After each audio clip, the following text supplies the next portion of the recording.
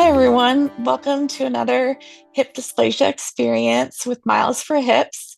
I'm Ashley Spalla, the Resource and Information Co-Chair, and we have Cassidy Lawson with you today. And I'm going to do a little introduction and we'll get started. Cassidy is 20 years old from Pittsburgh, Ontario. She's currently a student in her third year of health science at Queen's University in Kingston, Ontario. Her hip pain got really bad at the end of 2020, and after years of looking for a diagnosis and she had her initial surgery in 2022. She finally got diagnosed with hip dysplasia in the fall of 2023 and have since had two PAOs in the May of 2024 and January of this year, 2025. A fun fact about Cassidy is that she's traveled to 21 different countries, and her favorite so far has been Italy. Welcome, Yeah. Cassidy. Thank you so much. I'm so happy to be here. Is there anything else you would like to tell us a little bit about yourself? Um, no, not really for the introduction. No, I think that pretty much covers it. I've had both of my surgeries done or sorry, both my PAOs done in Ottawa, Ontario. So that's about 3.5 hours from where I am currently in Peterborough, and then I go to school, which is like 2 hours from my home. But yeah, so that's where I've had both my PAOs done. So, if you had your surgeries in Ottawa, who was your surgeon? Dr. Bole. Okay. Yeah, Yeah. he's very good. I've heard him speak. Wonderful Yeah. doc. Oh, have you? Yeah, Very yeah, nice. he's amazing. Yeah, very I've heard of nice. other people with who've had him too and have also had very positive experiences. So, Yeah, he's wonderful. yes, he Um, is. Great. what has been the biggest challenge related to your hip dysplasia? So, for me, I would say that the biggest challenge has definitely been related to the mental component of the hip dysplasia journey and the journey with surgeries and everything. I think because most people dealing with hip dysplasia are pretty young. Like whenever I hear of people having PAOs, they're somewhere between the ages of 14 and like 45 is when I hear of most people having them, which is very young. You don't feel like you should be dealing with all of these mobility issues and all this pain at such a young age, especially when I think a lot of us at one point were once very healthy and active. Like I grew up playing soccer and dancing and really enjoying an active lifestyle and doing all those things. And then it was like one day I was just constantly in pain and struggling to make it through the day. So that's definitely the shift from that is a very hard adjustment in itself.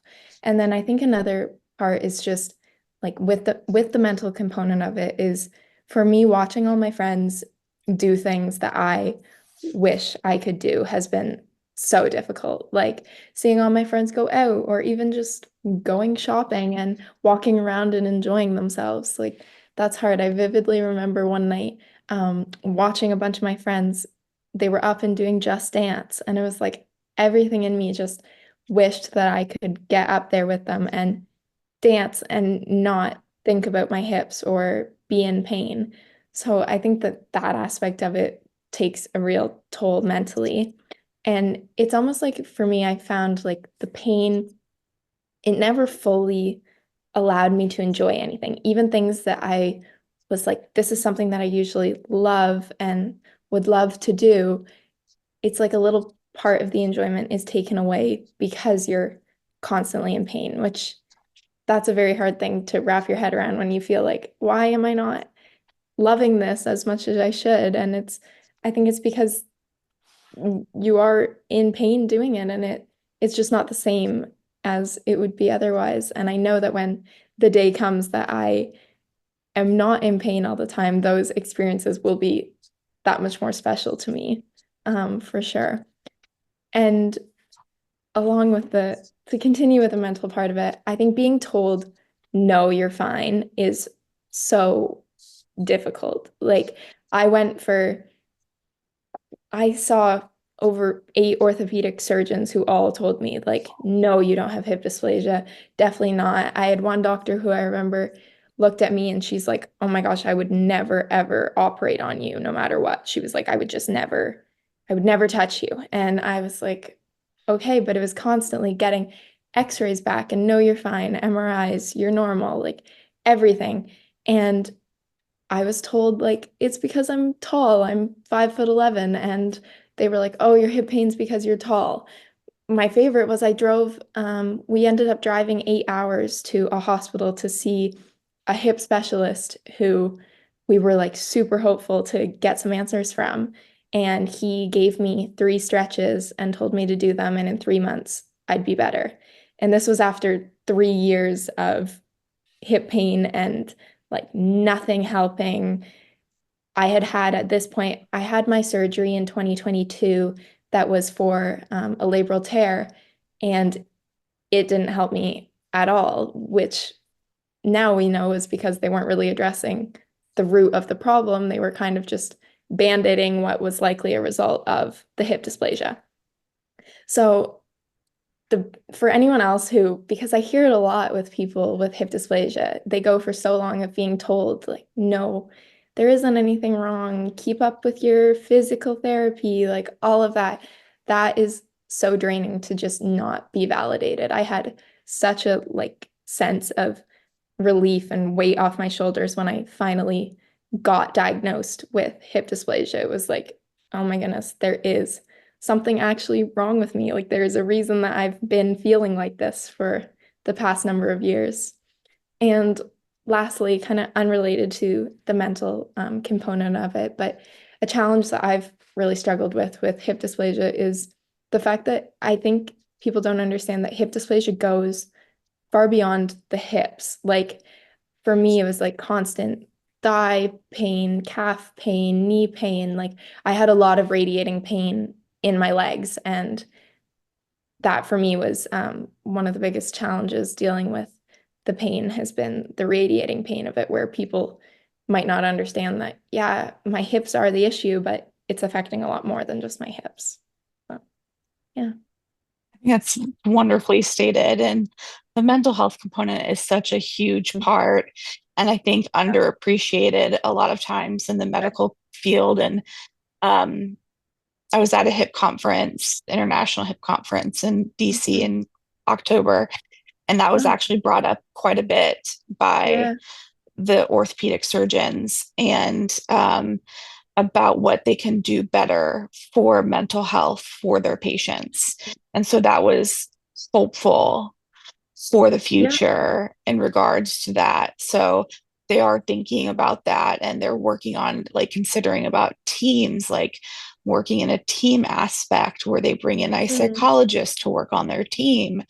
And so to hear those kind of things, that Yeah. it's important that this surgery is so big, Yeah. that just like heart surgeries are, and transplant surgeries and all these other places have a group perspective, and they bring in a team approach to their care, that this is Yeah. such a huge surgery, Yeah. that this needs a team approach as well. And they're Absolutely. starting to implement this in certain facilities in the US and different places around the world, and they've had good luck. And so I'm hoping it will continue Yeah. to grow. um, and because I think, like you said, this is such a key important factor in Mhm. in recovery as well. Yeah. Yeah, for sure. That's amazing to hear that they are actually considering the mental health side of it more now and recognizing that, because I haven't heard of that before. So that's really great to hear actually. Yeah. Mhm. What are you hoping will improve with hip dysplasia diagnosis or care in the future? I would say that I really hope that the education for radiologists, family doctors, pediatricians, and even like orthopedic surgeons, that the awareness of how to diagnose hip dysplasia, that really improves, especially borderline cases. I know that Like I was told when Dr. Bole diagnosed me that I had borderline hip dysplasia. And it's kind of like, well, what does that mean? And just because the hip dysplasia is borderline doesn't mean that your symptoms are any less valid or real. So I think that being able to identify those cases is so key, especially if it can be caught at the level of like a family doctor or radiologist before you go searching and searching for years looking for an answer. I remember my first orthopedic surgeon, it was after I had had the surgery and it hadn't helped me at all. And he was like puzzled about why could this be? Like, why didn't I have any relief from it? And I again had brought up hip dysplasia to him, and he was sitting there looking at my x-ray, and he was like, well, you've got like a little bit of hip dysplasia, but not enough. And I was like, what does that even mean? And he wouldn't even let me be referred to a hip specialist. So I had to go a different route to get to Dr. Bole in the end. But yeah, I think just definitely greater education and earlier diagnosis for people because going for years before getting any answers is so difficult. And frustrating. And Yeah, absolutely. it just, and then once you get that diagnosis, it feels so Yeah, validating. But that borderline, and some doctors don't even like that term yeah, borderline because it's either dysplasia or not dysplasia, right. because you either have it or you don't. Hmm. Because even if you have a borderline Yeah, dysplasia, doesn't mean your symptoms are borderline or you have pain that is exactly. borderline. Yeah, Like it is a necessarily like that doesn't make it any less, like you said, severe. The pain or symptoms are any less absolutely. severe or Yeah. anything less validated by said borderline Yeah. dysplasia. So that's why there some just don't like even using that terminology, Mhm. Yeah. which you can appreciate. Yeah, it makes total sense for sure. So have you gotten involved in raising hip dysplasia awareness and or hip dysplasia advocacy? So, Eve, who has done some interviews on here before, and she's actually a junior board member, I believe, for Miles for Hips. I met her in my first year of university, and she and her mom are actually the entire reason that I was diagnosed with hip dysplasia. Um, they, it was like even I had kind of talked about our hips for a couple months. And then it wasn't until one day we were walking back from school and I was in a lot of pain and Eve just made some comment being like, "Oh, I I had to see like I forget what hers was, like six orthopedic surgeons or something before she got a diagnosis." And it was like a light bulb went off for me and I was like, are you serious? Like I had just always assumed that she was diagnosed right away. And she ended up telling me that her mom was the one who diagnosed her. And that night I sent my x-rays to her mom and within 2 days her mom had came back and said like it's not for sure, but she thinks that I have hip dysplasia and that's when I got a referral to Dr. Bole and ended up having the PAOs done. But through Eve, she started a PAO resource center account on Instagram, which a couple months into it, right after my first PAO last year, she actually let me collaborate with her on it and run the account with her, which has just been so amazing. Like, I think for Eve and I, it's incredible to be able to share resources that we know we would have benefited from ourselves and seeing such positive feedback from people, like people messaging us, telling us just how much we have helped them along their hip dysplasia and PAO journeys is so rewarding. And yeah, before meeting Eve, I was scheduled for two other surgeries for hip impingement that I'm so grateful I didn't go through with because I doubt that they would have helped me. But yeah, so the Instagram account has definitely been a great way to raise awareness and advocate for people with hip dysplasia and PAOs. I filmed some I started filming some day in the life videos after my recent PAO because a couple of people had requested that that could be something very helpful for them to see. And the very first one I did was, I think it was 3.5 weeks post-op. So it was like a little personal with some of the stuff that I was showing, and it is now at over 150,000 views on Instagram. It's But awesome. yeah, so like at first I was like, oh, that's a lot of people getting a real personal glimpse into my life. But at the same time, it makes me so happy that it has reached so many people who, even if they're not struggling with hip dysplasia or PAOs, it can be related to in so many ways. And we've just It's received raising a lot of, awareness and yeah, education for it as yeah, well. absolutely. So, That's yeah, so that's been really amazing. great. Yeah. Congratulations. That's amazing. Thank you. I did That's not so expect it cool. to blow up. Yeah. Yeah. I follow the page as well. I love Eve. She does a great job for us. Yes. And I love the resource center. I think it's a fabulous, concept. Yeah. It's a great way to reach out in a different manner to Yeah. people and just Absolutely. one other way to do it. And I Absolutely. and I love it. So like I think you guys are Great. doing a great job.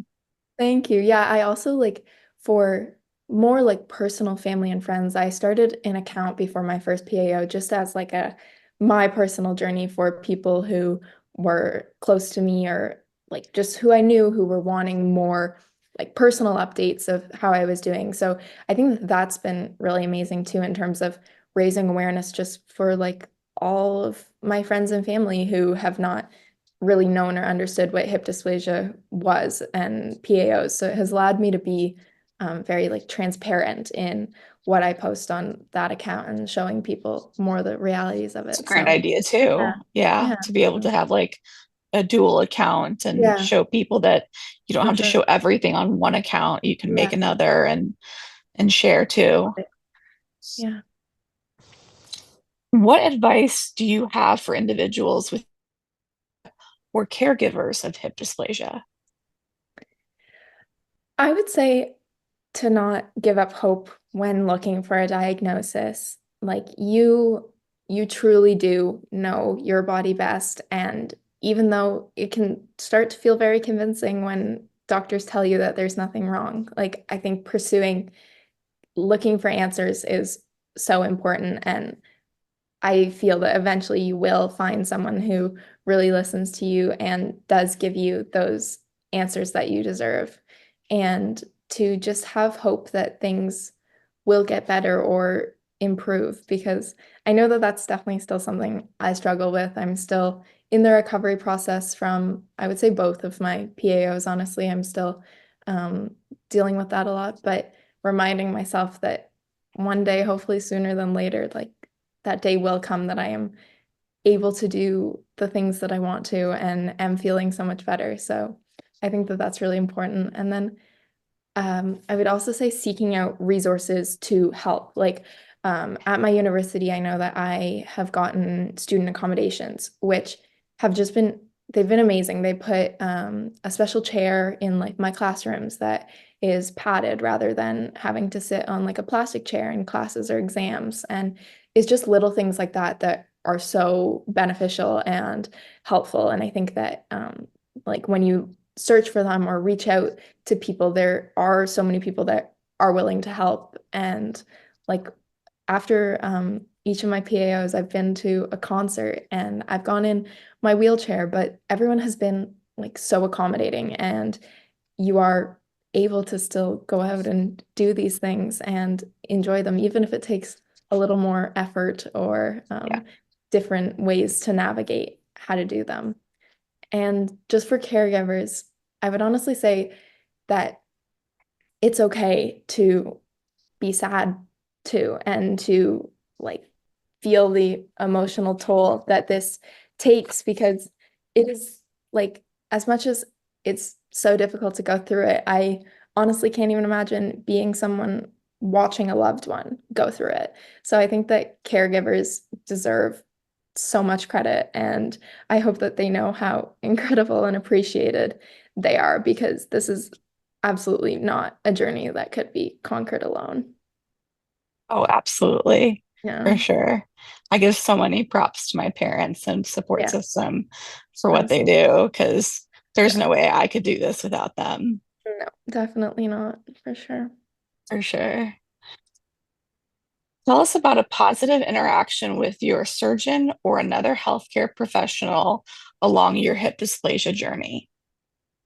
Okay. So this is one that is not probably the first person that would come to mind, but I actually had the same porter bring me from like the prep room at the hospital to the operating room before both of my PAOs. He just happened to be there both times, and he like wheeled me on the stretcher to the operating room, and he was just so friendly and upbeat. And I think that that's exactly what people need in a time like that. He left such an impression on me, honestly, and it was just it was so nice. And after my most recent PAO, he actually came into the recovery room and found me and asked like if I was okay and how the surgery went. And I could hear the nurses in the background being like, "Oh my gosh, he never does this with anyone. Like he must really like her."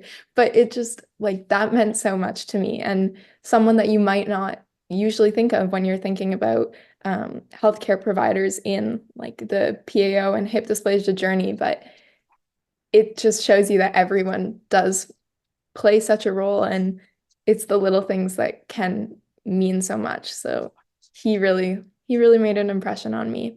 And I would also say recently I went to for a follow-up with my surgeon, and it was one of his residents who was in there that day. And I was talking about my pain and different things, and I honestly have never had the feeling of a doctor who has listened to me so well. Like she truly listened and cared and was wanting to do what she could to make me feel better. And yeah, I don't think anyone along my journey has made me feel that hard. And I think just remembering that there are people out there like that who will listen to you and hear you and keep trying to seek out those people is really amazing. So that was another very positive experience. That's amazing. And it truly is some of the smallest things that make the Yeah, biggest difference. absolutely. Yeah. That was awesome. Well, thank you so much for joining us Thank you. today. And it was great talking with you. And thank you everyone for joining with us today. And we'll bring you another interview with Hip Dysplasia Experience. Thanks, everybody. Bye. Thank you. Bye.